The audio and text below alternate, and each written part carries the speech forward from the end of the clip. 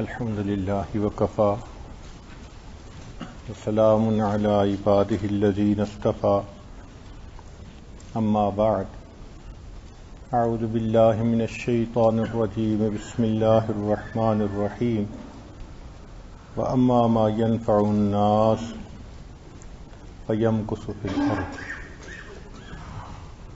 سبحان ربك رب العزة عما يصفون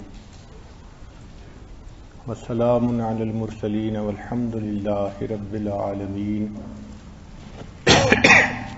اللهم صل على سيدنا محمد وعلى آل سيدنا محمد وبارك وسلم۔ مکارم اخلاق میں سے چوتھا خلق حاجت مند کی مدد کرنا، بھائی کی ضرورت کو پورا کرنا، محتاج کی خدمت کرنا۔ قرآن مجید میں ایک سورت کا نام النمل ہے۔ نمل کہتے ہیں چونٹی کو۔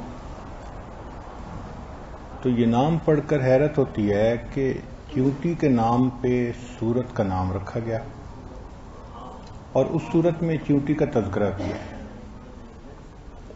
تذکرہ کیوں ہے کہ سلیمان علیہ السلام اپنی لشکر کے ساتھ جا رہے تھے، راستے میں کچھ چونٹیاں پھر رہی تھیں۔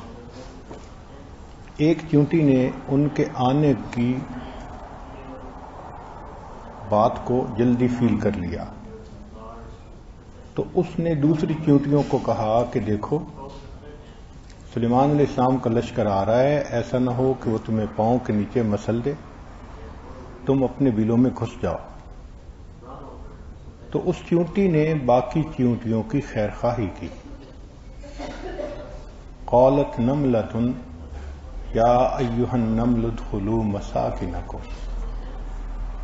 مفسرین نے لکھا کہ ایک چونٹی اگر باقی چونٹیوں کی خیر خواہی کرتی ہے تو پروردگار عالم اتنے خوش ہوتے ہیں کہ قرآن مجید میں تذکرہ بھی کرتے ہیں، سورت کا نام بھی اس کے نام پہ رکھ دیتے ہیں۔ ایک بندہ اگر اللہ کے کسی بندے کی خیر خواہی کرے گا، اللہ کو یہ بات کتنی پسند ہوگی۔ اسی حدیث پاک میں فرمایا خیر الناس من ينفع الناس، انسانوں میں سب سے بہتر انسان وہ ہے جو اللہ کے دوسرے بندوں کو، انسانوں کو فائدہ پہنچاتا ہے۔ تو فائدہ پہنچانا یہ انسان کے اچھے ہونے کی علامت ہے۔ نبی علیہ الصلوۃ والسلام نبوت کے اظہار سے پہلے بھی محتاجوں کی مدد فرماتے تھے، لوگوں کا ہاتھ بٹاتے تھے، ان کے بوجھ اٹھاتے تھے۔ چنانچہ جب غار حرا سے واپس تشریف لائے تو خدیجہ الکبریٰ رضی اللہ تعالی عنہا نے پوچھا کہ آپ کو کیا فیل ہوتا ہے؟ تو نبی علیہ السلام نے فرمایا کہ ایسے لگتا ہے کہیں میری موت نہ آ جائے۔ تو یہ سن کے انہوں نے کہا کلا، ہرگز نہیں، اللہ تعالیٰ آپ کو ضائع نہیں ہونے دیں گے۔ اور پھر انہوں نے اپنی بات کی سپورٹ میں دلائل دیے، فرمانے لگی انک لتصل الرحم، آپ رشتہ داروں سے رشتہ داری جوڑتے ہیں، یعنی اچھی رشتہ داری کا تعلق رکھتے ہیں۔ وتحمل الکل، بے سہاروں کا بوجھ اٹھاتے ہیں۔ وتکسب المعدوم، اور جس کے پاس کچھ نہیں ہوتا اس کو کما کے دیتے ہیں۔ وتقرئ الضیف، مہمان نوازی کرتے ہیں۔ وتعین علی نوائب الحق، اور حق کے راستے میں آپ لوگوں کی مدد کرتے ہیں۔ تو یہ صفات نبی علیہ الصلوۃ والسلام کی اس وقت گنوائی گئیں جب ابھی وحی اتر رہی تھی، کہ اس سے پہلے کی یہ کیفیت تھی۔ اب سوچئے کہ اللہ کے حبیب صلی اللہ علیہ وسلم شروع سے ہی یہ اخلاق عظیمہ دنیا میں لے کر آئے تھے۔ آپ جانتے تھے کہ زندگی کا مقصد کیا ہے، لہذا ابتدائے جوانی سے آپ ان کاموں کو شوق سے کرتے تھے. جب نبوت کا اظہار فرمایا پھر اس کے بعد تو نبی علیہ الصلوۃ والسلام نے دوسروں کی فائدہ رسانی کی ایسی ایسی باتیں کہیں کہ انسان حیران ہو جاتا ہے. ایک اصول بتلا دیا کہ ارحموا من فی الارض یرحمکم من فی السماء. تم زمین والوں پر رحم کرو گے تو آسمان والا تم پر رحم کرے گا. کیسا فطرت دین فطرت ہے، کتنا سادہ کتنا خوبصورت اصول ہے کہ تم زمین والوں پر رحم کرو، اس کے بدلے اللہ تعالیٰ تمہارے اوپر رحم فرمائے گا. تو انسان رحیم و کریم ہونا چاہیے. تخلقوا باخلاق اللہ، اللہ کے اخلاق سے مزین ہونے کا یہی نام ہے. اللہ رحیم ہے، بندہ رحیم رحمت والی صفت اپنے اندر پیدا کرے. اللہ کریم ہے، بندہ کرم والی صفت اپنے اندر پیدا کرے. یہ ہے عظمت انسانیت کی. چنانچہ تصوف تو سارا کا سارا خدمت خلق ہی کا دوسرا نام ہے. یہ صرف تسبیح پھیرنا، مصلی پہ بیٹھنا اور اپنے آپ کو بزرگ سمجھ لینا، اس کا نام تصوف نہیں ہے. چنانچہ مولانا روم رحمۃ اللہ علیہ فرماتے ہیں ز تسبیح و سجادہ او دلق نیست. تسبیح سے مراد تسبیح، سجادہ سے مراد مصلی، اور دلق کہتے ہیں کہ جو اوپر انسان وہ پوستین پہنتا ہے، جیکٹ سی پہن لیتا ہے. تو وہ فرماتے ہیں کہ ان چیزوں کا نام تصوف نہیں ہے. تسبیح و سجادہ او دلق نیست، طریقت بجز خدمت خلق نیست. طریقت خدمت خلق کے سوا اور دوسری کوئی چیز نہیں ہے. سیدنا موسیٰ علیہ السلام دیش سے پردیش میں گئے اور دل پہ ایک خوف بھی تھا، خائفا یترقب. پیچھے مڑ کے دیکھتے تھے کہ کوئی آ تو نہیں رہا مجھے پکڑنے کے لیے، کہ آنے والے نے بتایا تھا کہ یہ آپ کو پھانسی دینا چاہتے ہیں. اور دعا بھی مانگ رہے تھے، رب نجنی من القوم الظالمین، اے اللہ مجھے ظالموں کی قوم سے نجات دے دیجیے. اللہ تعالیٰ نے ان کو مدین کے راستے پہ ڈال دیا. چل پڑے، بھوک بھی لگی ہے، تھکے ہوئے بھی ہیں، نہ گھر ہے نہ در ہے، کوئی یار نہیں کہ یاری کریں، کوئی دوست نہیں کہ اس کے ساتھ دل کے بات کی اظہار کریں. اکیلے. ایک جگہ کنواں تھا تو اس کے قریب درخت کے سائے کے نیچے جا بیٹھے اور یہ دعا مانگی، رب انی لما انزلت الی من خیر فقیر. اے پروردگار عالم، جو نعمت آپ مجھے عطا فرمائیں میں اس کا محتاج ہوں. اتنے میں کچھ لوگ آئے جنہوں نے پانی پلانا تھا. بکریوں کو پانی پلا کے وہ کنویں سے جہاں پانی نکالتے تھے وہاں بھاری پتھر رکھ کے چلے گئے. 2 لڑکیاں تھیں، ان کے پاس بھی بکریاں تھیں. وہ آئیں اور بچا کھچا پانی پلانے لگیں. تو موسیٰ علیہ السلام نے دیکھا کہ ان کو ضرورت ہے. بچیاں خود اتنی طاقت والی نہیں کہ چٹان ہٹا سکیں، مجھے ان کی مدد کرنی چاہیے. دیکھا، یہ ہے انسانیت کہ کہیں نظر پڑے کہ یہاں میرے ذریعے سے ان کی ضرورت پوری ہو جائے گی، ان کو فائدہ مل جائے گا، ان کی مشقت ٹل جائے گی، وہاں انسان اپنے آپ کو پیش کرے. چنانچہ وہ تشریف لائے. پوچھا کہ کیوں پانی نہیں پلا رہی؟ انہوں نے کہا کہ ہم تو کمزور ہیں، والد ضعیف ہیں، جو بچہ کھچا ہوتا ہے پلاتی ہیں. چنانچہ انہوں نے چٹان کو اکیلے ہٹایا اور بکریوں کو پانی پلا دیا. اللہ کی شان دیکھیں کہ بچیاں گھر گئیں. شعیب علیہ السلام کی بیٹیاں تھیں، انہوں نے والد کو بتایا تو والد نے کہا کہ جاؤ ان کو بلا لاؤ. یوں موسیٰ علیہ السلام کو اللہ نے گھر بھی دے دیا، گھر والی بھی دے دی، رشتہ دار بھی دے دی. وجہ کیا بنی تھی؟ خدمت بنی تھی. پھر شعیب علیہ السلام کی صحبت جو ملی اس نے نور علی نور بنا دیا. اس نے سونے پہ سہاگے کا کام کیا. چنانچہ جب اہلیہ کو لے کے نکلے، سردی کا موسم ہے، اہلیہ امید سے بھی ہیں، اب ایسے میں تو انسان خود سردی سے بچنے کی کوشش کرتا ہے، مگر انہوں نے فیل کیا نہیں، میری بیوی کی طبیعت ٹھیک نہیں، ضرورت ہے اور ضرورت میں نے پوری کرنی ہے. اس کو بٹھایا کہ دیکھو مجھے کچھ دور آگ نظر آ رہی ہے، میں تمہارے لیے کچھ انگارے لے آتا ہوں، تمہیں گرمی ملے گی، تمہاری تکلیف کم ہو جائے گی. وہ اپنی طرف سے آگ لینے گئے تھے، اللہ رب العزت نے ان کو پیغمبری عطا فرما دی. خدا کی دین کا موسیٰ سے پوچھئے احوال کہ آگ لینے کو جائیں پیغمبری مل جائے. اس کے پیچھے کوئی عبادت اور تو نہیں تھی نا کہ نفلیں پڑھ رہے تھے، ذکر کر رہے تھے. دونوں واقعات میں خدمت ہی پیچھے ہے. تو معلوم ہوا کہ مومن حقیقت میں دوسروں کو اپنے آپ سے فائدہ پہنچانے والا بندہ ہوتا ہے.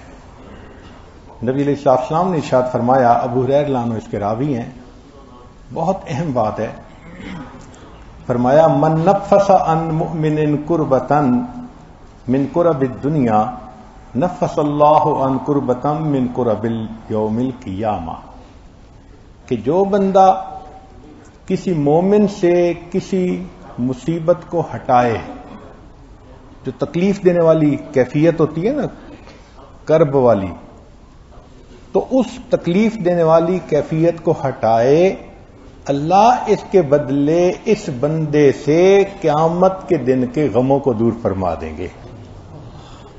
یہ ڈائریکٹلی پروپورشنل ہے کہ جس نے دنیا میں کسی مومن کے غم کو دور کیا، اللہ تعالیٰ اس کے بدلے قیامت کے دن اس کے غموں کو دور فرما دیں گے. اس حدیث میں 4 باتیں کہیں، چاروں پہ ذرا دھیان دیجئے. جو مومن کے غم کو دور کرے گا، اللہ قیامت کے دن اس کے غم کو دور کریں گے. وَمَنْ يَسَّرَ عَلَى مُعْسِرٍ يَسَّرَ اللَّهُ عَلَيْهِ فِي الدُّنْيَا وَالْآخِرَةِ، جو مشکل میں گرفتار ہو، تنگی کے حالات میں ہو، تو تنگ حالات میں جس نے کسی کے لیے آسانی کر دی، اللہ تعالیٰ اس کے بدلے قیامت کے دن کی تنگی کو آسان فرما دیں گے. ہوتا ہے نا، کوئی بندہ پھنس جاتا ہے حالات میں، اس کی مدد کر دینا، اس کو مشورہ دے دینا، مورل سپورٹ دے دینا، کوئی ایسا کام کر لینا کہ جس کی وجہ سے اس تنگی کے حال میں سے وہ نکل جائے. فرمایا جو مومن کو تنگی میں سے نکالے گا، اللہ تعالیٰ قیامت کے دن اس کو قیامت کی تنگی سے آسانی فرما دیں گے. پھر تیسری بات فرمائی، وَمَنْ سَتَرَ مُسْلِمًا سَتَرَهُ اللَّهُ فِي الدُّنْيَا وَالْآخِرَةِ، جو کسی مومن کی عیب پوشی کرے گا، ستر پوشی کرے گا، اللہ تعالیٰ دنیا اور آخرت میں اس کی ستر پوشی فرمائیں گے. صرف آخرت کا وعدہ نہیں کیا، دنیا میں بھی ستر پوشی کریں گے اور آخرت میں بھی ستر پوشی فرمائیں گے. اور چوتھی بات تو عجیب کہی کہ واللہ فی عون العبد ما کان العبد فی عون اخیہ، کہ اللہ بندے کی مدد میں اس وقت تک رہتا ہے جب تک بندہ اپنے بھائی کی مدد میں رہتا ہے. یعنی جب تک مومن کی مدد کرتا رہتا ہے، اس دوران اللہ اس بندے کا مددگار رہتا ہے. آج ہم سب دعا مانگتے ہیں، اللہ ہماری مدد فرما دیجئے. شریعت نے آسان گر بتا دیا، تم لوگوں کے کام آؤ، اس کے بدلے اللہ تمہارے کاموں کو سنوار دیں گے. اللہ تعالیٰ تمہاری مدد، اور جس کا مددگار اللہ ہو، پھر اس کے دنیا اور آخرت کے کام کیسے نہیں سنوریں گے. تو دوسرے بھائی کی پریشانی کو دور کرنا، اس کے غم کو دور کرنا، اس کی خیر خواہی کرنا، یہ مومن کی عادت ہوتی ہے. بلکہ حدیث پاک میں فرمایا من اقال مسلمن اقال اللہ اسرتہ یوم القیامہ. کئی مرتبہ دکاندار چیز بیچتا ہے، گاہک گھر لے جاتا ہے تو پھر مشورہ کرتا ہے کہ نہیں مجھے تو یہ نہیں چاہیے، تو لوٹانے آ جاتا ہے. اب لوٹانے کے لیے دکانداروں نے اپنے اپنے اصول بنائے ہوئے ہیں.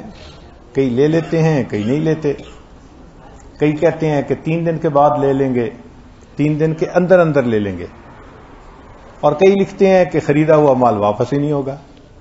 شریعت نے کیا کہا کہ اگر کوئی مومن کہیں سے سامان خرید کر گیا، پھر وہ فیل کرتا ہے کہ میں نے کوئی اچھی ڈیل نہیں کی، وہ لوٹانے کے لیے آ جاتا ہے، تو فرمایا جس نے کسی کی خریدی ہوئی چیز کو واپس لوٹا لیا، اللہ تعالیٰ اس کے بدلے قیامت کے دن اس کی خطاؤں کو واپس لوٹا دیں گے. کیا خوبصورتی ہے اس شریعت کی. انسان سوچ نہیں سکتا کیا خیر خواہی کا دین ہے، دوسروں کے لیے نفع رسانی کا دین ہے. چنانچہ نبی علیہ السلام نے فرمایا المسلم اخو المسلم، مسلمان مسلمان کا بھائی ہوتا ہے، لا یظلمہ، اس پر ظلم نہیں کرتا، ولا یسلمہ، نہ اس کو کسی کے حوالے کرتا ہے. ومن کان فی حاجت اخیہ کان اللہ فی حاجتہ، جو مسلمان بھائی کی حاجت براری میں لگا رہتا ہے، اللہ اس کی حاجت براری میں لگا ہوتا ہے. ومن فرج عن مسلم فرج اللہ عنہ کربۃ من کرب یوم القیامہ، اور جو کسی مسلمان کی تنگی کو آسانی بنا لیتا ہے، کھول لیتا ہے، اللہ تعالیٰ قیامت کے دن اس کی تنگیوں کو آسانی میں تبدیل کر دیں گے. ومن ستر مسلما سترہ اللہ یوم القیامہ. شریعت میں ایک اصول ہے، اس کو کہتے ہیں جزاء من جنس العمل، کہ جیسا عمل ویسی جزا، یعنی عدلے کا بدلہ. اس کو کہتے ہیں جیسی کرنی ویسی بھرنی. یہ شریعت کا ایک بڑا ہی خوبصورت اصول ہے.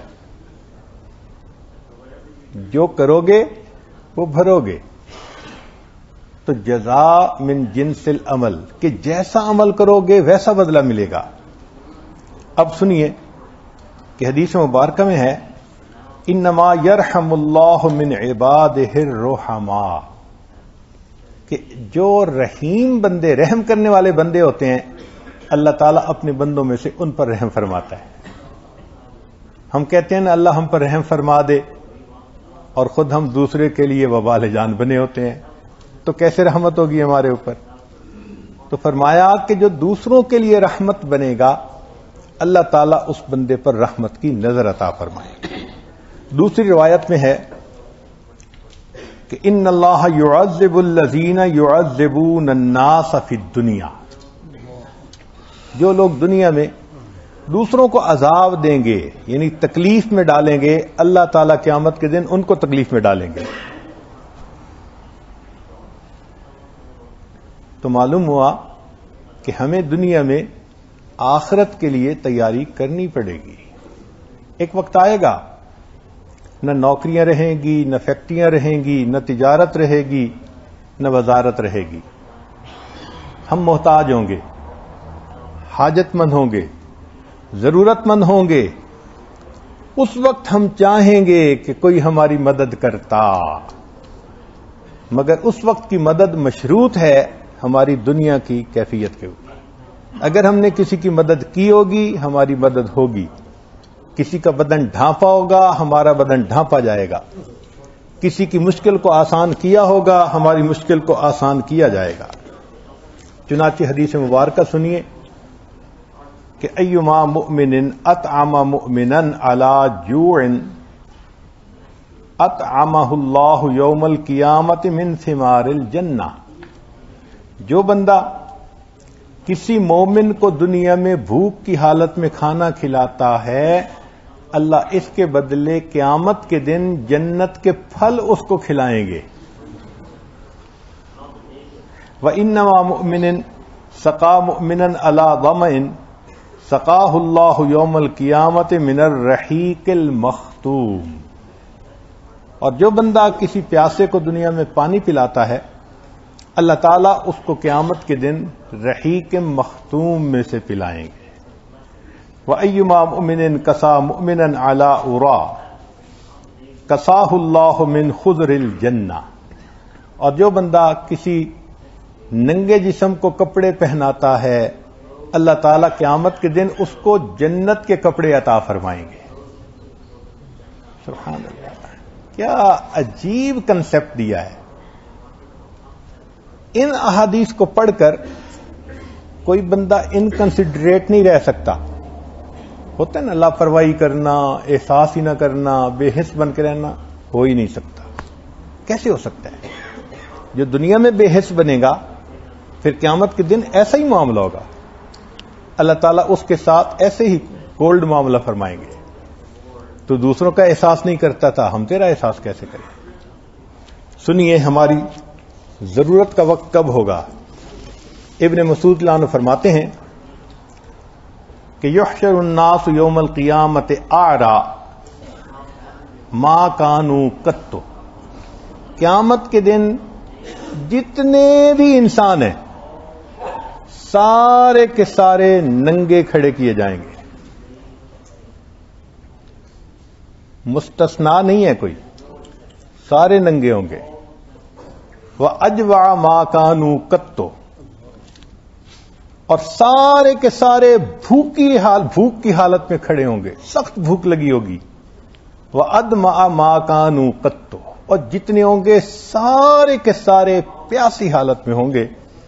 وَأَنْصَبَ مَا كَانُوا قَطُّ. اور سارے کے سارے کھڑے ہوئے ہوں گے دھوپ کی حالت میں.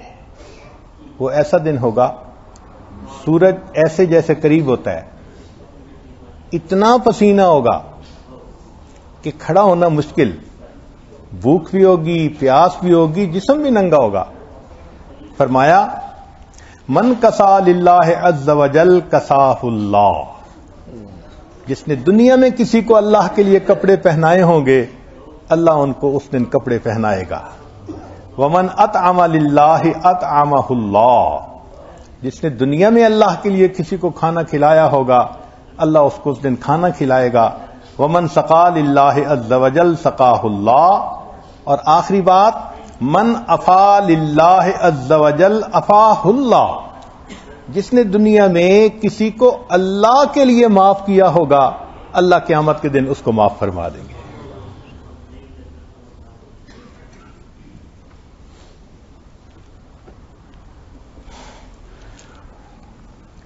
یہ تو آخرت کی تیاری ہے. اپنی ضرورت کے وقت کے لیے آج تیاری کرنی ہے. یہ جو ہم کپڑا پہنا رہے ہیں یہ ہم اصل میں آگے بھیج رہے ہیں. یہ آگے جائے گا اور قیامت کے دن ہمارے جسم کو ڈھانپے گا. یہ کھانا قیامت کے دن ہماری غذا بنے گا. یہ پانی قیامت کے دن ہماری پیاس کو بجھائے گا. تو یوں سوچیں کہ ہم کیا احسان کر رہے ہیں، اس کے بدلے اللہ تعالیٰ یہ نعمتیں بہتر حالت میں ہمیں لوٹائیں گے. اور آج اگر تیاری ہی نہ کی تو پھر انسان قیامت کے دن حسرت سے اپنے ہاتھ ملے گا. ایک روایت ہے انس رضی اللہ عنہ سے کہ نبی اسلام نے فرمایا ان رجلا من اہل الجنت یشرف یوم القیامت علی اہل النار. قیامت کے دن ایک جنتی بندے کو جہنمیوں کے سامنے لایا جائے گا. یعنی یہ جنت میں ہوگا مگر جنت اور جہنم کے درمیان جو ہوگا اس کو اللہ تعالیٰ ٹرانسپیرنٹ کر دیں گے تو ایک دوسرے کو دیکھ سکیں گے. تو جب یہ دیکھیں گے ایک دوسرے کو تو جہنم میں ایک بندہ ہوگا جو آگ میں جل رہا ہوگا. فَيُنَادِيهِ رَجُلٌ مِّنْ أَهْلِ النَّارِ. تو جہنمی لوگوں میں سے ایک بندہ ندا دے گا، پکارے گا یا فلاں هل تعرفنی، اے فلاں تو مجھے پہچانتا ہے؟ فیقول اللہ واللہ ما اعرفک من انت. وہ کہے گا نہیں اللہ کی قسم میں تجھے نہیں جانتا تو کون ہے. فیقول انا الذی مررت بی فی دار الدنیا فاستسقتنی شربۃ من ماء فسقیتک. تو میرے گھر کے قریب سے گزرا تھا اور پانی کی تجھے طلب تھی اور میں نے تجھے پانی کا ایک پیالہ پلایا تھا، تجھے یاد آیا؟ قال قد عرفت، کہے گا ہاں میں نے پہچان لیا، تو نے مجھے پانی کا ایک پیالہ پلایا تھا۔ قال فاشفع لی بہا عند ربی، اچھا پھر اس کے بدلے اللہ کے ہاں میری شفاعت کر دیجئے۔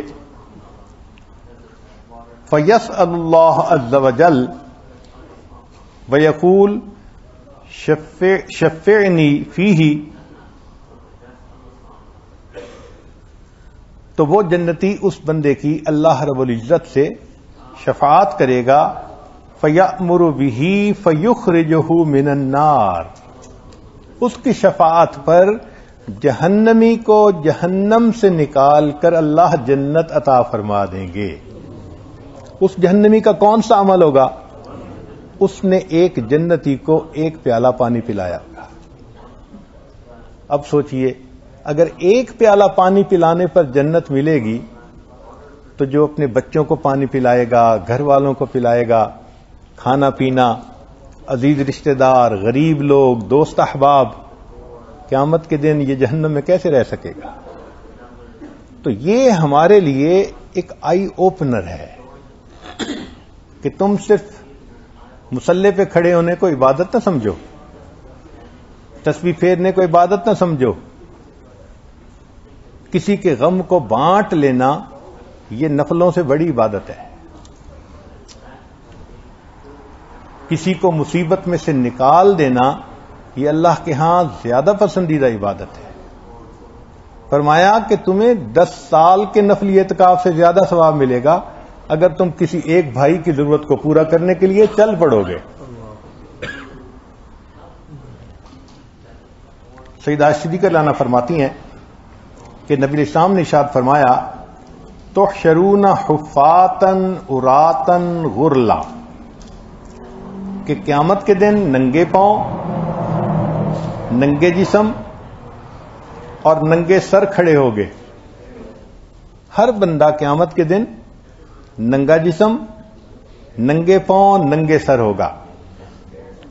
قالت، انہوں نے جب سنا تو سوال پوچھا یا رسول اللہ الرجال والنساء ينظر بعضهم الى بعض،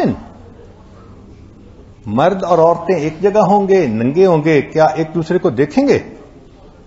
قال، نبی اسلام نے فرمایا الامر اشد من ان يهمهم ذلك، عائشہ اتنی وحشت ہوگی، اتنی دہشت ہوگی، اتنا خوف ہوگا، ایک کو دوسرے کی طرف دیکھنے کی فرصت ہی نہیں ہوگی، کوئی دیکھ ہی نہیں سکے گا، ایسا نفی کا حال ہوگا۔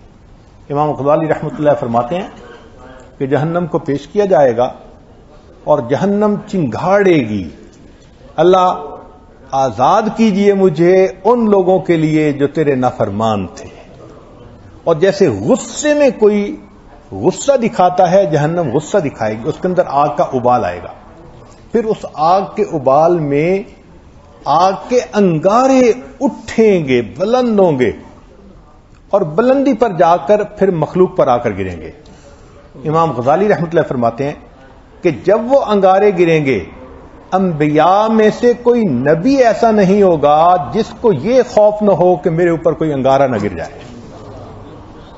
اگر ان صادقین اور انبیاء کی کیفیت یہ ہوگی، ہم کہاں کی گاجر مولی؟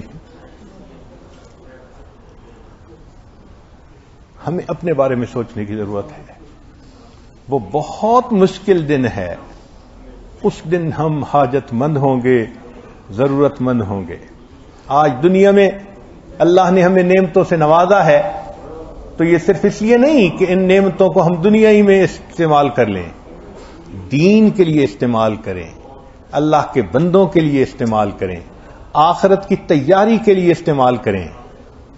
اللہ نے ہمیں ٹریلینز آف برین سیل دیے ہیں، کیسے اچھے ہم فیکٹریاں چلاتے ہیں، بزنس چلاتے ہیں، مینیجر بن کے کام سارے سمیٹتے ہیں۔ ہمیں یہ بات کیوں نہیں سمجھ آتی کہ ایک دن ہم بھی اللہ کے سامنے بے لباس ہوں گے، بے سایہ ہوں گے، ننگے پاؤں ہوں گے، بھوکے ہوں گے، پیاسے ہوں گے، اس دن ہمیں ضرورت ہوگی۔ تو اس دن ہمیں یہ نعمتیں کیسے ملیں گی؟ اگر دنیا میں ہم نے اس کے لیے تیاری کی ہوگی.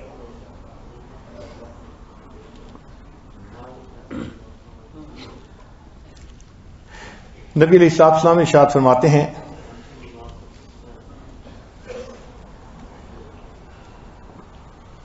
کہ من انذر معسرا او وضع علیہ او وضع عنہ اضلہ اللہ فی ظلہ یوم لا ظل الا ظلہ، کہ جس نے کسی بندے کے اوپر سے مشکل ہٹا دی تو اللہ تعالی قیامت کے دن اس بندے کو اپنے عرش کا سایہ عطا فرمائیں گے.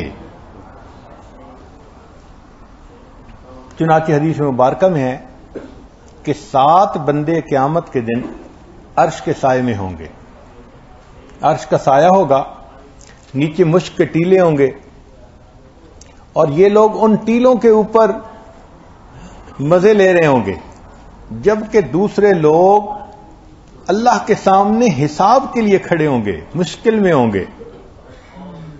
تو بھائی اس دن ہمیں بھی عرش کا سایہ چاہیے، ہم محتاج ہیں اس کے. اب سنیے کہ یہ 7 بندے کون ہیں.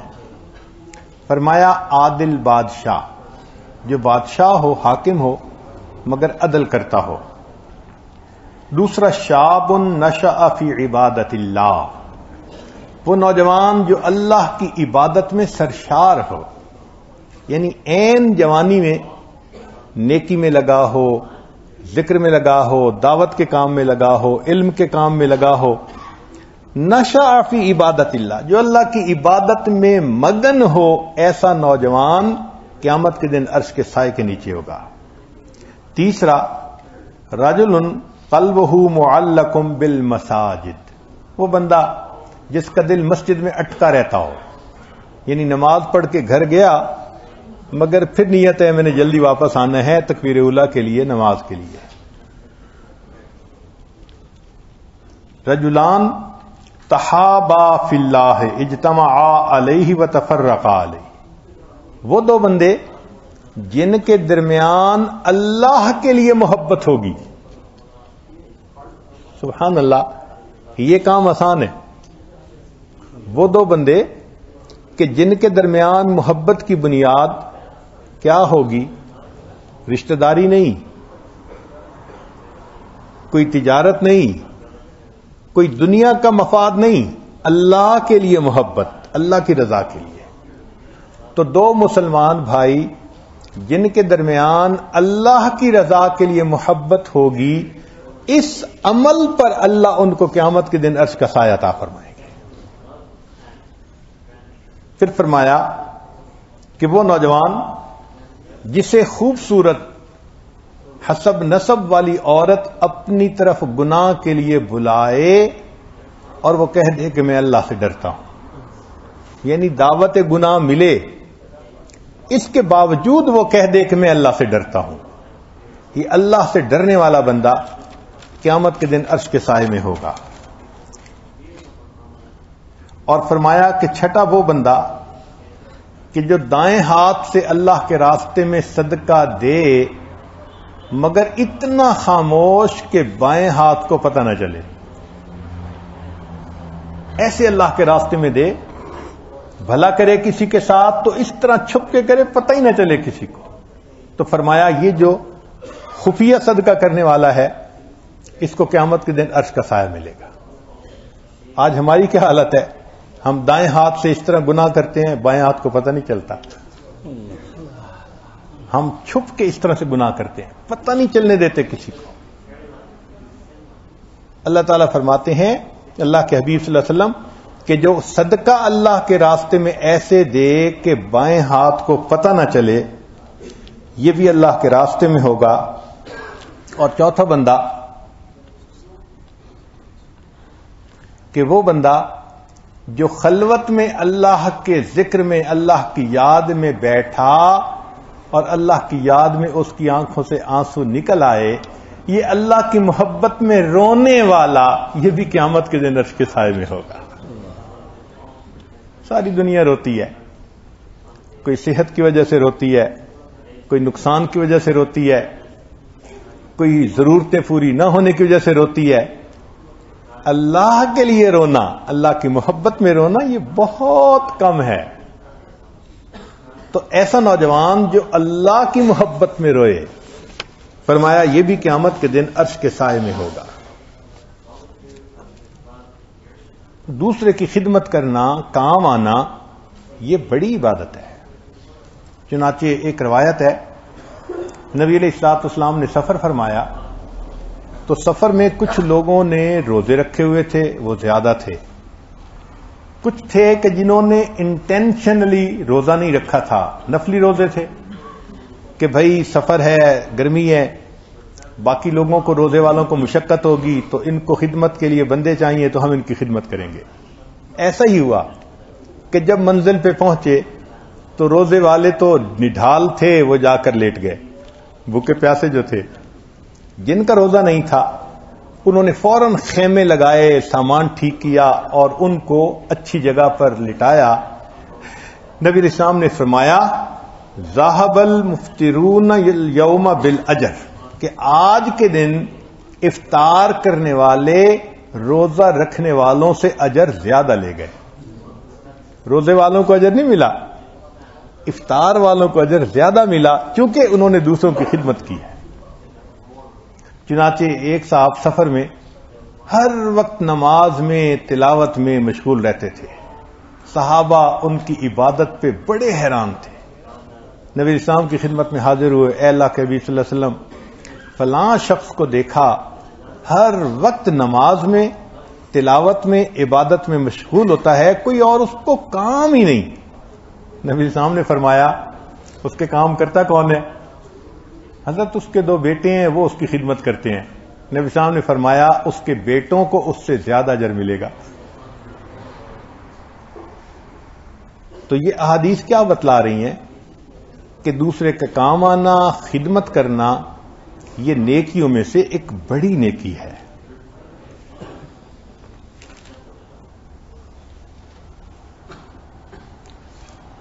ایک مرتبہ نبی اسلام غسل کے لیے تشریف لے گئے کنویں پر.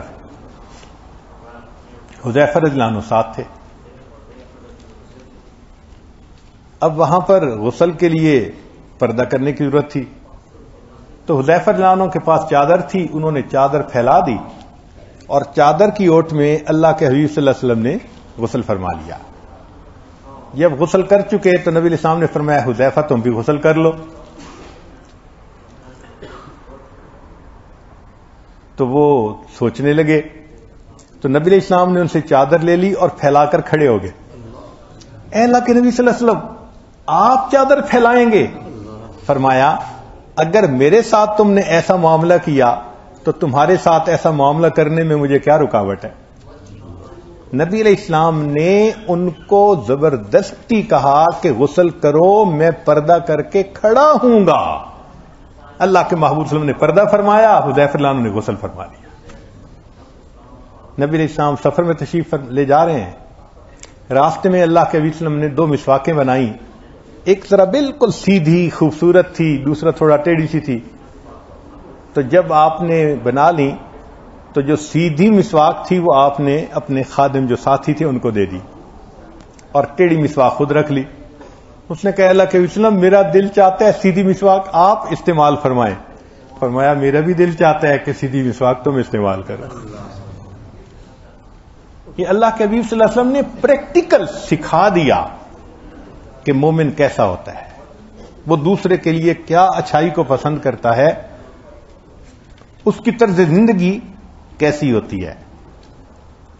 چنانچہ فرمایا کہ جو شخص مسلمان بھائی کی حاجت براری کے لیے چلتا ہے، حدیث میں یہ نہیں ہے کہ کام کروائے، کام ہونا نہ ہونا اللہ کے ہاتھ میں، یہ اس کی حاجت براری کے لیے چل پڑا، اللہ اس کو 10 سال کے نفلی اعتکاف کا ثواب عطا فرمائیں گے. اس لیے نبی علیہ الصلوۃ والسلام نے تربیت ہی صحابہ کو ایسی دی تھی کہ وہ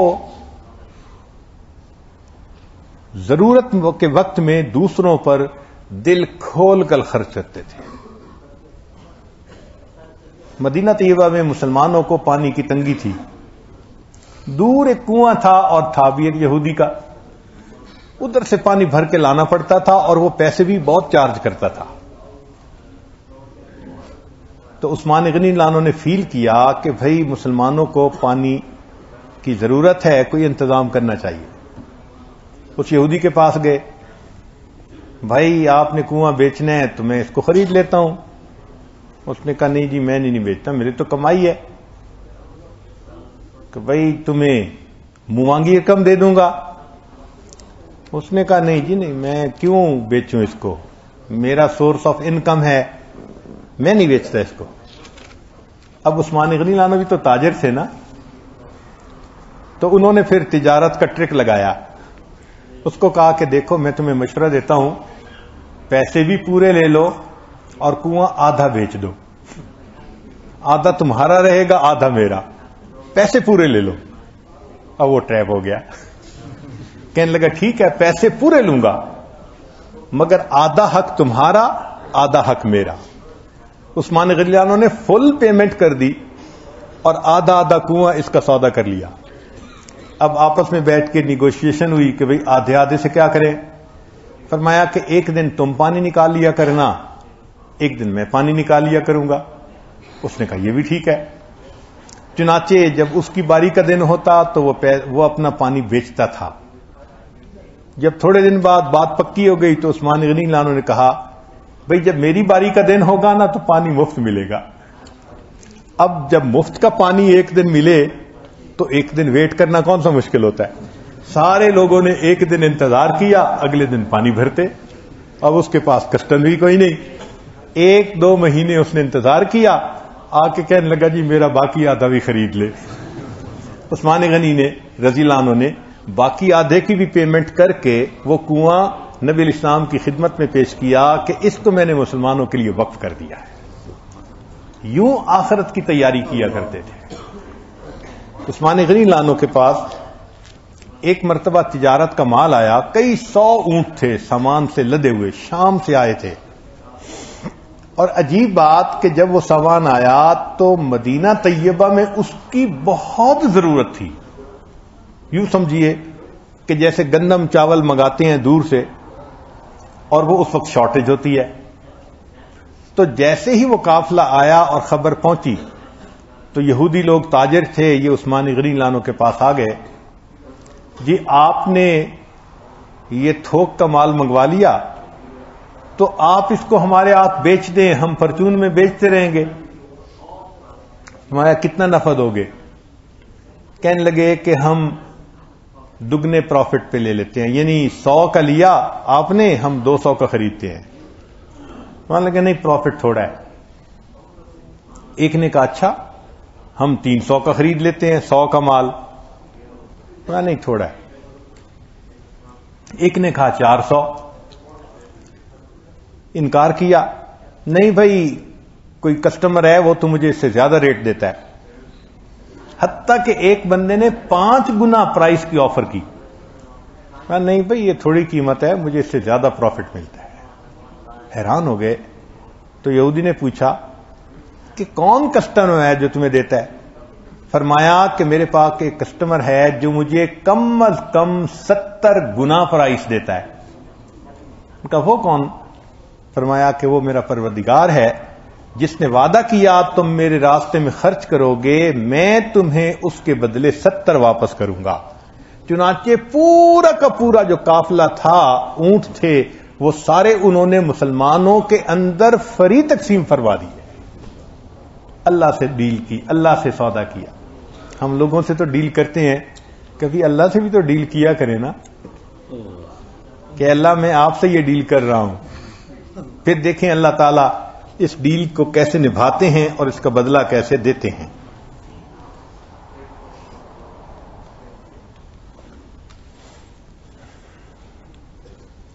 مکاشفۃ القلوب میں لکھا ہے کہ اللہ تعالیٰ نے اپنے بعض بندوں کو اس لیے پیدا کیا ہوتا ہے کہ وہ مخلوق کی ضرورت کے وقت کام آئیں۔ توجہ سے سننے والی بات، اللہ تعالیٰ نے اپنے بعض بندوں کو پیدا ہی اسی لیے کیا ہوتا ہے، ان کی پیدائش کا مقصد یہ ہوتا ہے کہ وہ مخلوق کی ضرورت کے کام آئیں، اور اللہ نے اپنی قسم کھا کر کہا کہ جو ایسے لوگ ہوں گے کہ جو میری مخلوق کی ضرورت کے وقت کام آئیں گے، میں ان کو قیامت کے دن جہنم کا عذاب نہیں دوں گا، ان کو نور کے ممبروں پر بٹھاؤں گا اور میں ان کے ساتھ ہم کلامی کروں گا۔ سبحان اللہ۔ لوگ اپنے حساب کے لیے تڑپ رہے ہوں گے اور اللہ ان کو مشک کے ممبروں پر، مشک کے ٹیلوں پر نور کے ممبر عطا فرمائیں گے اور ان کے ساتھ گفتگو فرمائیں گے۔ سبحان اللہ۔ اور پھر آگے فرمایا کہ دوسروں کا حساب ہو رہا ہوگا اور ان کے ساتھ میں گفتگو کر رہا ہوں گا۔ حدیث پاک میں ہے کہ جو شخص مسلمان کی حاجت کے لیے چل پڑا، ہر قدم پر 70 نیکیاں ملیں گی، 70 گناہ معاف ہوں گے، اور اگر ضرورت پوری ہو گئی، یعنی جس کام کے لیے چلا تھا وہ کام ہو گیا، زندگی کے پچھلے سارے گناہ معاف، یہ ایسے ہو گیا جیسے اس کی ماں نے اس کو آج جنم دیا تھا۔ ساری میموری ڈیلیٹ کر دی جاتی ہے گناہوں کی۔ اب ذرا سوچئے، ایک مومن کی، ایک بندے کی ضرورت کو پورا کر دینا زندگی کے گناہوں کی پوری میموری ڈیلیٹ ہونے کے برابر ہے۔ اللہ اکبر کبیرہ۔ ایک حدیث پاک میں ہے کہ میں نے بعض لوگوں کو اپنی نعمتیں عطا کی ہیں، وہ اس نعمت کو لوگوں تک پہنچانے میں تنگی محسوس نہ کریں۔ اگر وہ تنگی محسوس کریں گے تو میں ان سے نعمتیں لے کر دوسرے بندوں کو عطا کر دوں گا۔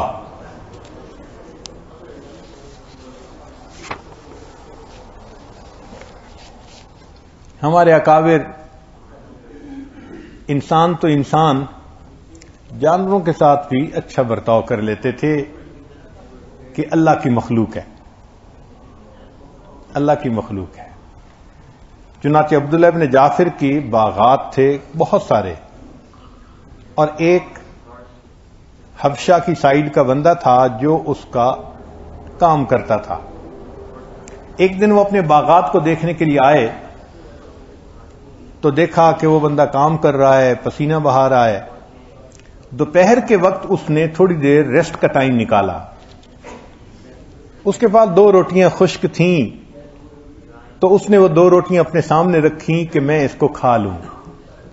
اتنے میں ایک کتا آ گیا کہیں سے، تو اس حبشی نے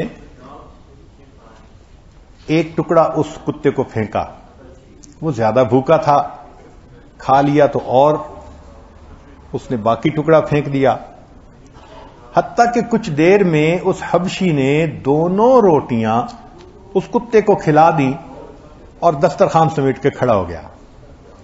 تو عبداللہ بن جعفر ان سے پوچھنے لگے کہ تو نے کھانا نہیں کھایا؟ اس نے کہا جی کہ ہمارے اس علاقے میں کتا نہیں ہوتا، یہ لگتا ہے کہیں دور سے آیا ہے، اور یہ بھوکا تھا اور اس کا انداز بتا رہا تھا کہ بھوک برداشت نہیں ہو رہی، تو میں نے پہلے اس کو روٹی کا ایک ٹکڑا دیا، پیٹ نہیں بھرا، میں نے دوسرا دیا، پھر اس کی بھوک مجھ سے نہیں دیکھی گئی تو میں نے اس کو دوسری روٹی بھی کھلا دی، میرا کیا ہے، میں دوسرے وقت میں کھا لوں گا۔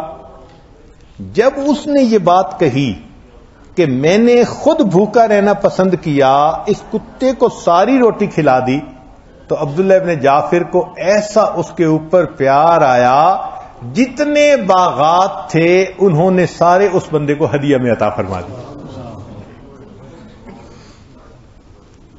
کتے کا خیال کرنے پر اللہ نے باغات کا مالک بنا دیا۔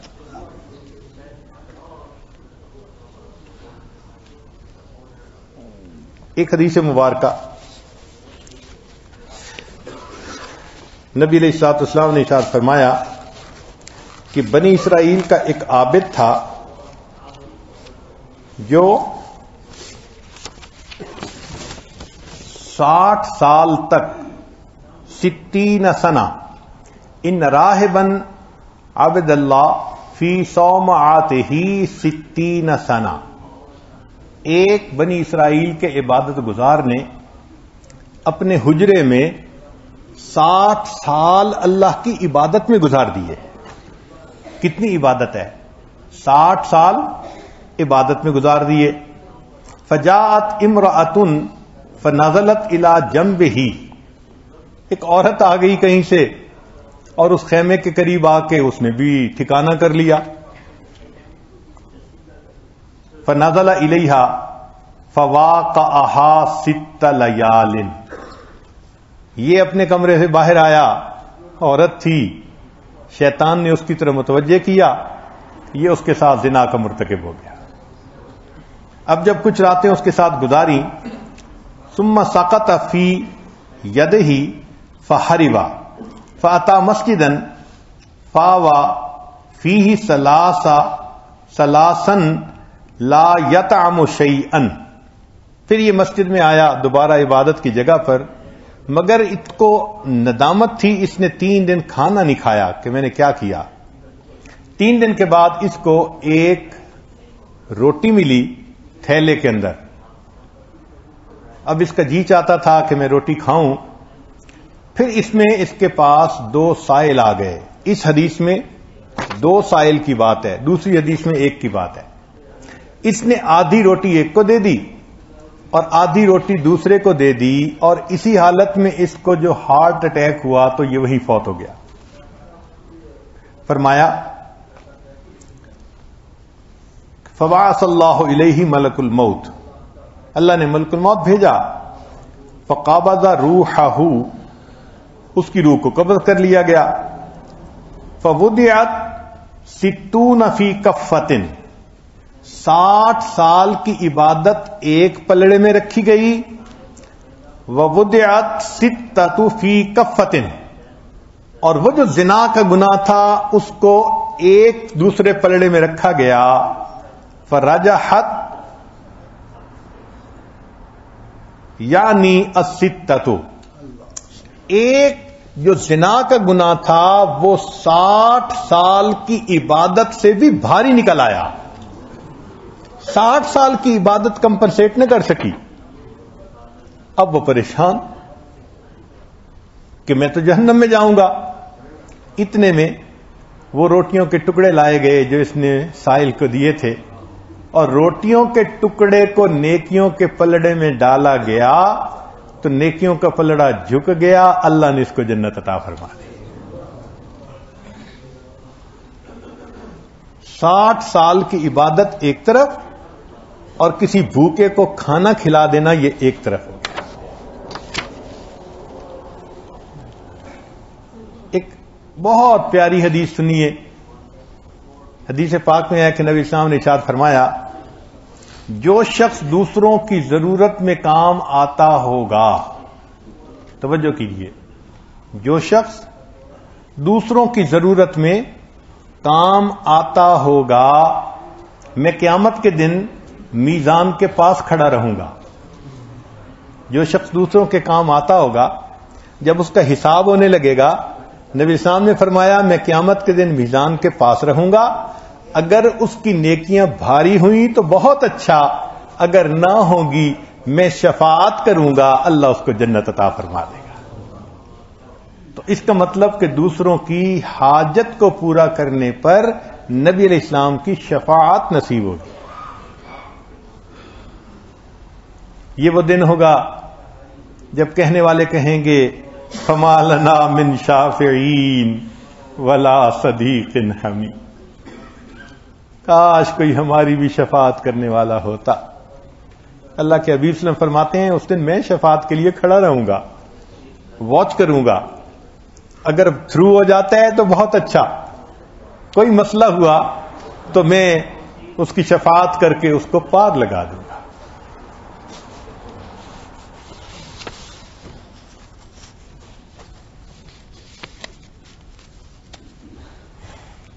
چنانچہ ہمارے اکابر دوسروں کی خدمت کو اپنی زندگی کا ایک بڑا کام سمجھتے تھے۔ وہ سمجھتے تھے کہ جیسے مال خرچ کرنا زکوٰۃ خرچ کرنا یہ انسان پر لازم ہے. اپنے جسم کو دوسروں کی خدمت کے لیے تھکانا یہ جسم کی زکوٰۃ ہے، تو وہ جسم کی زکوٰۃ ادا کرتے تھے. عبداللہ مبارک رحمۃ اللہ علیہ حج کے لیے جاتے تو لوگوں سے پوچھتے بھائی کوئی اپنا امیر بنا لو. وہ کہتے ہیں جی آپ سے بہتر امیر کون ہو سکتا ہے. تو امیر بن جاتے اور ان سب کو کہتے بھائی اپنے سب جو مال پیسہ ہے نا خرچے کے لیے وہ مجھے رکھوا دو. تو وہ مال پیسہ ان سے لے کے ایک گٹھڑی میں الگ رکھ لیتے. پورے سفر میں ان ساتھیوں کی خدمت بھی کرتے اور ان پر اپنا مال خرچ کرتے. جب حج مکمل کر کے جانے کا وقت ہوتا اور ہدیے تحفے لینے کا وقت ہوتا تو ان کا پورا مال ان کو واپس لوٹا دیتے. یہ امیر بنتے تھے اس وقت، خدمت بھی کی مال بھی خرچ کیا. ہمارے بعض اکابر ایسے ہی معاملہ کرتے تھے.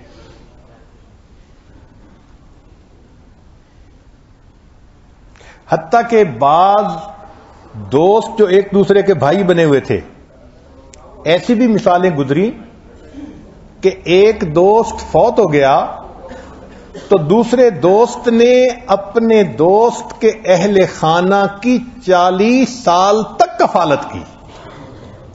40 سال تک ان کے نان نفقہ ان کو پہنچاتے رہے، اس لیے کہ ان کا خاوند میرا دوست تھا. فقط اتنی سی بات تھی. یہ ہے انسانیت. آپ کو یہ مثالیں کہیں کفر کی دنیا میں نظر آ سکتی ہیں؟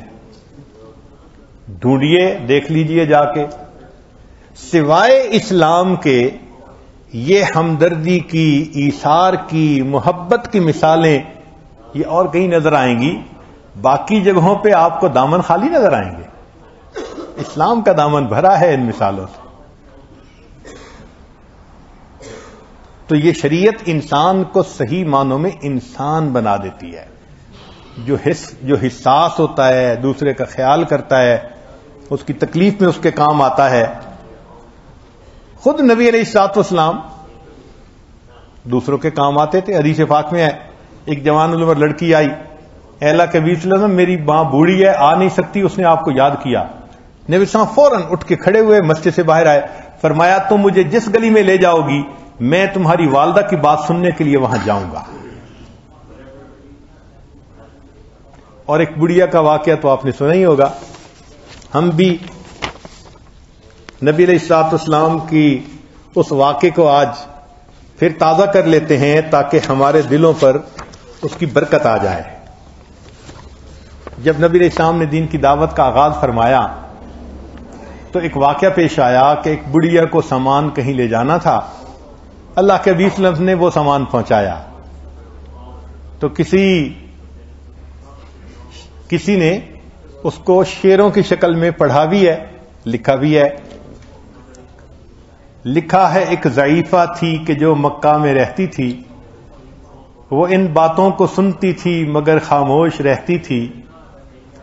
وہ سنتی تھی محمد صلی اللہ علیہ وسلم، وہ سنتی تھی محمد ہے کوئی ہاشم گھرانے میں. وہ کہتا ہے خدا بس ایک ہے سارے زمانے میں. وہ سنتی تھی حبل کی لات کی تذلیل کرتا ہے، وہ اپنے حق کے فرمانے کی یوں تائید کرتا ہے. وہ سنتی تھی جو اس کے ساتھ ہے وہ ہے غلام اس کا، مسلمان ہو ہی جاتا ہے کہ جو سنتا ہے کلام اس کا. لکھا ہے وہ ضعیفہ ایک دن کعبہ میں جا بیٹھی، لکھا ہے وہ ضعیفہ ایک دن کعبہ میں جا پہنچی. حبل کے پاؤں پر سر رکھ کر اس نے یہ دعا مانگی، میں تجھ کو پوجتی ہوں اور خدا بھی تجھ کو کہتی ہوں. بڑا افسوس ہے جو آج کل میں رنج سہتی ہوں، وہ غم یہ ہے محمد ہے کوئی ہاشم گھرانے میں. وہ کہتا ہے خدا بس ایک ہے سارے زمانے میں. مٹا دو اس کی ہستی کو نہ لے کوئی بھی نام اس کا. جگر چھلنی ہوا جاتا ہے سن سن کر کلام اس کا. دعا کر کے اٹھی سجدے سے اور وہ اپنے گھر آئی، سمجھتی تھی یہ دل میں اب میری امید بر آئی، ضعیفہ کو خوشی تھی اب حبل بجلی گرائے گا، محمد تو محمد ساتھیوں کو بھی مٹا دے گا۔ مگر کچھ دن گزرنے پر جب نا امید بر آئی، دعا کر کے حبل سے اپنے دل میں خوب پچھتائی، غرض ترکیب اس نے سوچ لی خود ہی گھر آ کر، میں چھوڑوں گی میں یہ بستی رہوں گی دور جا کر۔ غرض ایک دن صبح کو اس نے اپنی ایک گٹھڑی لی، نکل کر گھر سے اپنے اور دروازے پہ آ بیٹھی۔ ضعیفہ سوچتی تھی اب کوئی مزدور ملتا ہے، اسے یہ کیا خبر تھی ایک خدا کا نور ملتا ہے۔ فریضہ صبح کا کر کے ادا سرکار دو عالم، چلے جاتے تھے کعبے کی طرف وہ رحمت عالم۔ جلو میں آپ کے شمس و قمر معلوم ہوتے تھے، پے تسلیم سجدے میں شجر معلوم ہوتے تھے۔ ضعیفہ منتظر مزدور کی بیٹھی تھی گھبرائی، یکایک سامنے سے چاند سی صورت نظر آئی۔ ضعیفہ نے کہا بیٹا یہاں آنا بتا کیا نام ہے تیرا، کہا مزدور ہوں اماں بتا کیا کام ہے تیرا۔ وہ بڑھیا نہیں جانتی تھی یہ پوری انسانیت کا بوجھ سر پہ اٹھا کے آئے ہیں دنیا میں۔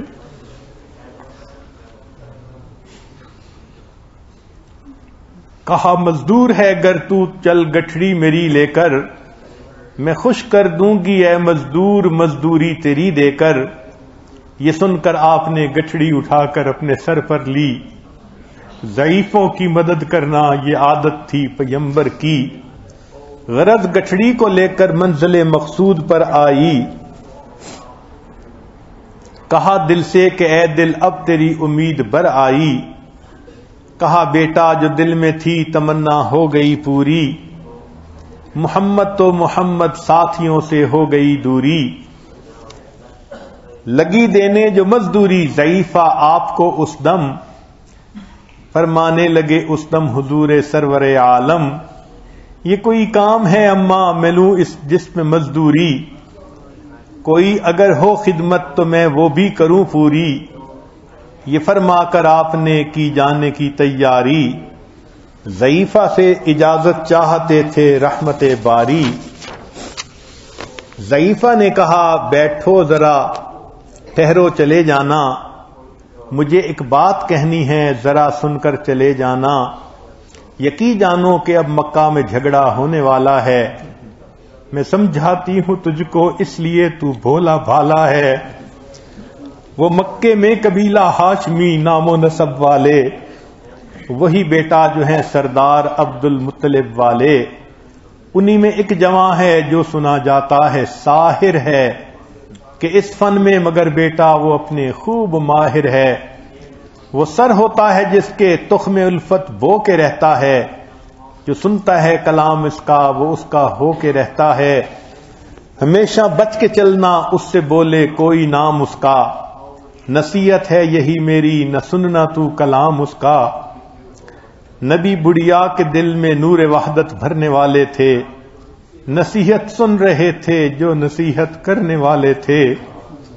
ضعیفہ نے کہا بیٹا بھلا کیا نام ہے تیرا، تیرا آغاز کیا ہے اور کیا انجام ہے تیرا۔ کہا حضرت نے بڑھیا سے تجھے کیا نام بتلاؤں،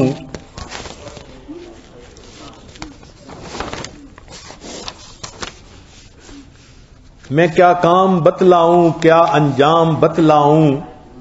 میں بندہ ہوں خدا کا اور مجسم نور عزت ہوں، کہا گردن جھکا کر آپ نے میں ہی محمد ہوں۔ میں ہوں معصوم دنیا میں میرا دشمن زمانہ ہے، خدا واحد ہے عالم میں مجھے بس یہ بتانا ہے۔ یہ سننا تھا کہ بس آنکھوں میں آنسو ہو گئے جاری، نبی کے عشق کی ایک چوٹ سی دل پر لگی کاری۔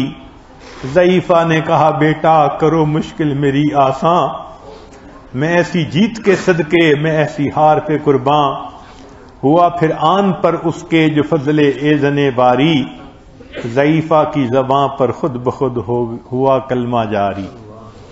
نبی علیہ السلام نے ایک بوڑھی عورت کے سامان کو اٹھا کر پہنچایا، اللہ نے اس کے بدلے اس بڑھیا کو ہدایت کی نعمت عطا فرما دی۔ یہ ہمارے پیغمبر علیہ السلام کی مبارک عادت ہے۔ ہمارے لیے کسی کا ایسا کام کرنا آسان ہے؟ کبھی ہم نے کیا؟ کبھی ہم نے وش کی ہو، کبھی ہم نے پلاننگ کی ہو کہ یہ چھٹی کا دن ہے، میں کسی رشتہ دار کے کام آ جاؤں گا، میں کسی قریبی دوست کے کام آ جاؤں گا، میں کسی مومن کے کام آؤں گا؟ ہمارے اسکیجول میں یہ چیز ہی نظر نہیں آتی الا ماشاء اللہ۔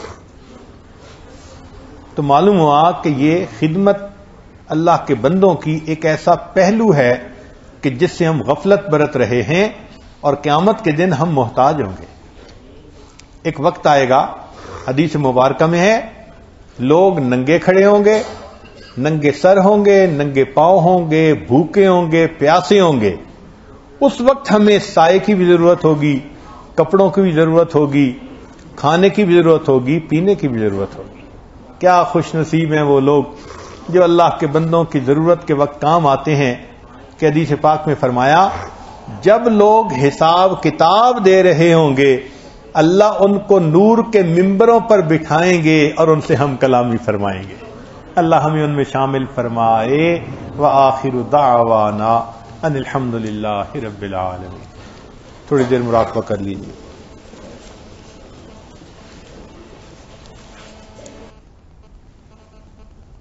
لا الہ الا اللہ محمد رسول اللہ۔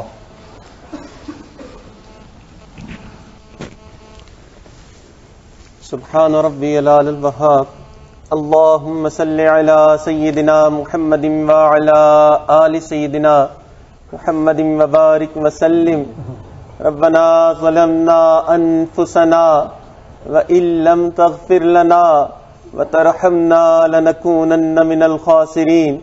اے اللہ، ہم آپ کے عاجز مسکین بندے ہیں، اللہ ہمارے گناہوں کو معاف فرما، ہماری خطاؤں سے درگزر فرما، ہمارے عیبوں کی پردہ پوشی فرما، اللہ برے دن سے محفوظ فرما، اللہ بری رات سے محفوظ فرما، میرے مالک برے کاموں سے محفوظ فرما، اے اللہ ہمیں برے انجام سے محفوظ فرما، اللہ ہدایت ملنے کے بعد گمراہی سے محفوظ فرما، میرے مالک سیدھا رستہ ملنے کے بعد بھٹکنے سے محفوظ فرما، اللہ اپنا قرب حاصل ہو جانے کے بعد اپنی دوری سے محفوظ فرما، میرے مالک نعمتیں مل جانے کے بعد نعمتوں کے چھن جانے سے محفوظ فرما، اللہ عزتیں ملنے کے بعد ذلت سے محفوظ فرما، میرے مالک در در کے دھکے کھانے سے محفوظ فرما، اللہ نفس و شیطان کے مکر و فریب سے محفوظ فرما،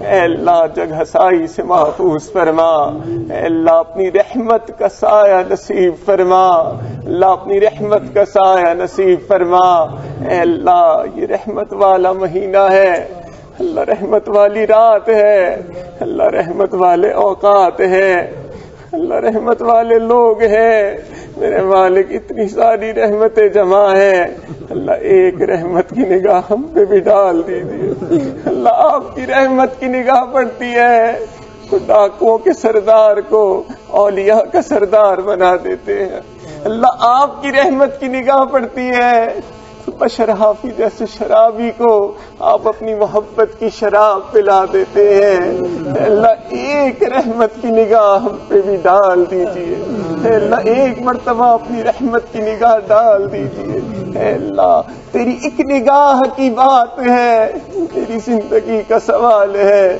میرے مالک کرم کے فیصلے فرما، اے اللہ آپ کے محبوب نے فرمایا روزے دار جب دعاؤں کے لیے ہاتھ اٹھاتا ہے فرشتوں کی جماعتیں آمین کہتی ہے، میرے مالک ہم آپ کے ان فرشتوں کی آمین کا واسطہ دیتے ہیں.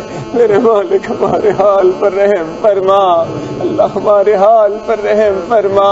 اے اللہ یہ تیرے نیک بندے اللہ کوئی مشرق سے کوئی مغرب سے کوئی شمال سے کوئی جنوب سے اے اللہ مختلف جگہوں سے تجھے یاد کرنے کے لیے حاضر ہوئے ہیں. میرے مالک ان کی برکت سے ہمارے بھی گناہوں کو معاف فرما. اللہ ان کی برکت سے ہمارے بھی اٹھے ہوئے ہاتھوں کو قبول فرما. اے اللہ اپنی رحمت کا معاملہ فرما. اللہ آپ کے محبوب نے فرمایا اے اللہ آسمان میں اڑنے والے پرندے روزے دار کے لیے دعا کرتے ہیں. اے اللہ مچھلیاں سمندر میں روزے دار کے لیے دعائیں کرتی ہیں. میرے مالک ہم آپ کو ان دعاؤں کا واسطہ دیتے ہیں. اللہ ہمارے حال پر رحم فرما. اے اللہ کرم کے فیصلے فرما. اے اللہ اتنی خوبصورت نصیحتیں سن رہے ہیں اللہ عمل پہ بھی توفیق نصیب فرما. اللہ ہمارے دلوں کو بدل دیجئے. اللہ ہمارے دلوں کو بدل دیجئے. اے اللہ اس روحانی ورک شاپ میں ہمارے دلوں کو اللہ پاک فرما دیجئے. اللہ ہماری اندر کی بری خواہشات کو صاف فرما دیجئے. اللہ اندر کے کینے کو دور فرما. اللہ اندر کے بغض کو دور فرما. اللہ اندر کی تکبر کو دور فرما. میرے مالک ریا کو دور فرما. اللہ ہمیں پاک فرما. اللہ یہاں آ کے بھی پاک نہ ہو سکے اللہ کب پاک ہوں گے. اللہ ان اوقات میں پاک نہ ہو سکے تو پھر کب پاک ہوں گے. میرے مالک رحمت کا معاملہ فرما. اللہ اٹھے ہوئے ہاتھوں کی لاج فرما. اللہ اٹھے ہوئے ہاتھوں کی لاج فرما. اللہ ہم تو آپ کے وہ گناہگار ہیں رات توبہ کرتے ہیں صبح توبہ توڑ بیٹھتے ہیں. اللہ صبح توبہ کرتے ہیں رات پھر توڑ بیٹھتے ہیں. میرے مالک ہمارے حال پر رحم فرما. اللہ استقامت نصیب فرما. اللہ استقامت نصیب فرما. اللہ جیسا آپ ہمیں دیکھنا چاہتے ہیں میرے مالک ہمیں ویسا بننے کی توفیق نصیب فرما. اللہ جس طرح آپ ہم سے راضی ہوتے ہیں اللہ ہمیں ویسا بننے کی توفیق نصیب فرما. اے اللہ ہمیں اپنی رضا نصیب فرما. اللہ ہمیں اپنی رضا نصیب فرما. اے اللہ ہمیں امید لگ گئی ہے اللہ ان اوقات میں آپ ہمیں معاف فرما دیں گے. اللہ امید لگ گئی ہے آپ اپنی رحمت برسا دیں گے.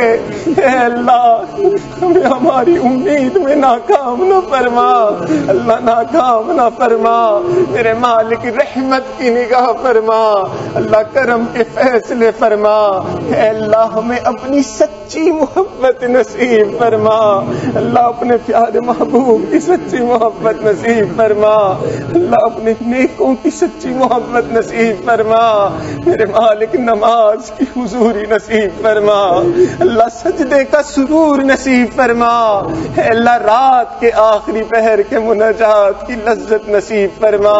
اللہ وہ تیرے کیسے بندے ہوتے ہیں رات کے آخری پہر میں تیرے سامنے ہاتھ پھیلاتے ہیں تو انہیں انکار نہیں کرتا. اللہ وہ تیرے کیسے بندے ہوتے ہیں رات کے آخری پہر میں تیرے سامنے محبت بھرے سجدے کرتے ہیں ان کے تذکرے اپنے فرشتوں میں کرتا ہے. میرے مالک ہمیں بھی ان میں شامل فرما. اللہ ہمیں بھی ان میں شامل فرما. اے اللہ ہم گناہوں کی نجاست میں لتڑے ہوئے ہیں. میرے مالک ہمارے حال پر رحم فرما. اللہ ماں جب اپنے بچے کو نجاست میں لتڑا دیکھتی ہے وہ اس سے نفرت نہیں کرتی. اللہ اسے دھو لیتی ہے سینے سے لگا لیتی ہے. اے اللہ آپ بھی ہمیں گناہوں کی نجاست میں دیکھ رہے ہیں. اللہ آپ بھی نفرت نہ فرمائے.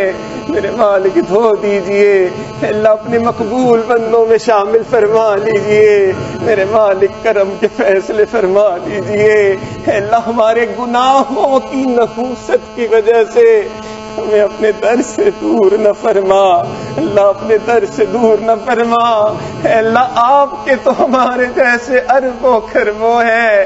میرے مالک ہمارا آپ کے سوا کوئی نہیں، اللہ اپنے در سے دور نہ فرما، اللہ اپنے در سے دور نہ فرما، میرے مالک کرم کے فیصلے فرما، اے اللہ جو مانگا وہ بھی عطا فرما، جو مانگنا چاہیے تھے میرے مالک نہیں مانگ سکے اللہ وہ بھی عطا فرما، اے اللہ ہمارے حضرت پر اپنی خاص رحمتیں برکتیں نازل فرما، اے اللہ ان کو اللہ اپنی خاص رحمتیں برکتیں نازل فرما، اے اللہ ان پورے عالم کو ان کے فیض سے مستفیض فرما، میرے مالک ہمیں بھی ان کے فیض سے مستفیض فرما، اے اللہ ہماری طرف سے ان کو بہترین اجر اور بدلہ نصیب فرما، میرے مالک اپنے کرم کی فیصلے فرما، اے اللہ ہمارے عزیز اقارب رشتہ دار مشائخ اساتذہ والدین جو بھی اس دنیا سے فوت ہو چکے ہیں جو حیات ہیں اللہ ان سب کی مغفرت فرما، اللہ جن کی مغفرت فرما دی اپنے قرب کے اعلیٰ درجات نصیب فرما،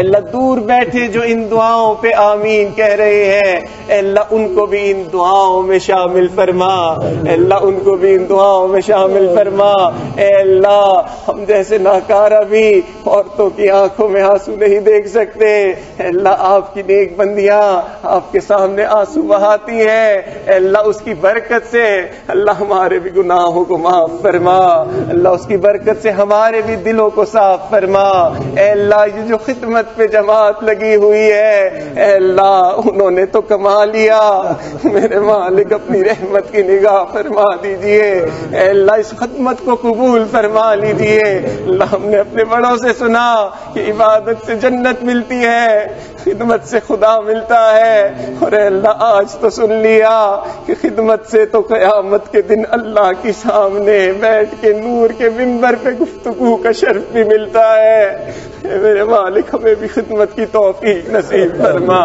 اللہ ہمیں بھی خدمت کی توفیق نصیب فرما، اے اللہ اپنی رحمت کا معاملہ فرما، اے اللہ جو خدمت میں جماعت مصروف ہے اے اللہ ان پر اپنی کروڑوں رحمتیں برکتیں نازل فرما، اے اللہ تمام آنے والوں کی جو نیک مرادیں ہیں اے اللہ ان کو پورا فرما، اے اللہ ہمیں یہاں سے خالی ہاتھ واپس نہ لوٹا، اے اللہ کوئی بندہ کسی اور اندر سے خالی ہاتھ اٹھ جائے اس میں کوئی حسرت نہیں، اللہ حسرت تو اس پر ہے جو اس مقدس جگہ پہ آیا، اس مقدس مہینے میں یہاں آیا، اللہ ان مقدس محفلوں میں بیٹھ کے اور پھر بھی خالی ہاتھ لوٹ گیا، میرے مالک خالی ہاتھ لوٹنے سے محفوظ فرما، اللہ خالی ہاتھ لوٹنے سے محفوظ فرما، میرے مالک کرم کے فیصلے فرما، اے اللہ اپنی رحمت کا سایہ نصیب فرما، ربنا تقبل منا